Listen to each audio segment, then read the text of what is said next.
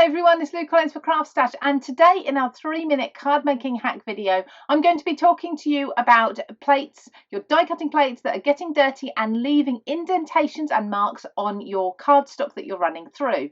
Now this is all very common and one of our most asked questions, so I have 3 little tips for you that you can be trying at home to prevent this. So this is my die cutting machine, and this is some plates that do have a lot of marks in them. They are very well loved, and as you can see, each time I cut a piece of cardstock, a little bit of the paper fibres get left embedded into the plate.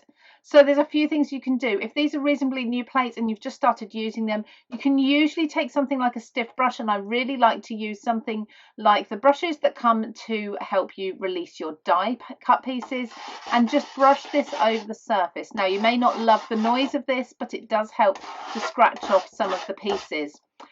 If you find that's not really cutting it and you've got quite a build up in there, you may want to soak this in some water. Now they are water resistant. There's lots of tips and tricks out there about putting these in the oven, putting them in boiling water. I wouldn't suggest that because it's not recommended in the instructions for any of the plates.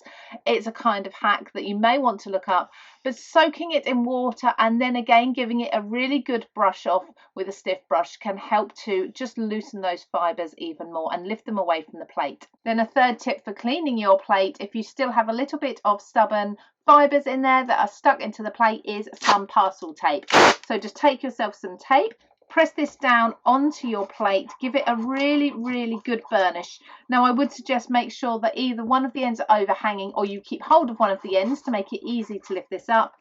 And then as you peel that up, let's put this onto a piece of black cardstock so that you can really see everything that I've just lifted up. So there's a lot of bits that came out of my plate. Now of course this is before I tried brushing it or washing it, but if you've done those two options, this could just lift the last pieces for you.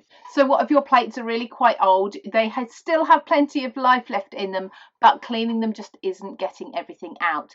This is where you need to add a very thin shim to either side of the cardstock that you're die cutting, and my preference for this is always going to be a thin copy paper. Now in the previous video we talked about plates warping. If you're adding in thick cardstock here to protect your cardstock as it runs through, you're going to add too much pressure and cause other issues. So simply by putting between your plates a piece of folded A4 paper, or of course 2 sheets of A4 if you're working on a larger platform, you can put in your cardstock that you want to die cut, your dies, and then fold a second piece over the top. Now if you're die cutting and you want to use what's come out of the die, so for example these fern leaves, you don't need to add the paper because your die cuts are not going to be affected because the metal is protecting them. This is more if you want to use the waste around your die cuts. So sandwich those together, put that in your die cutting machine in the same way as you usually would, run that through, and you'll notice there's very little in the way of additional pressure here. So there's a few top tips for you. Leave us a comment if you can think of any more for reducing the marks and the indentations on your cardstock from your die cutting plates.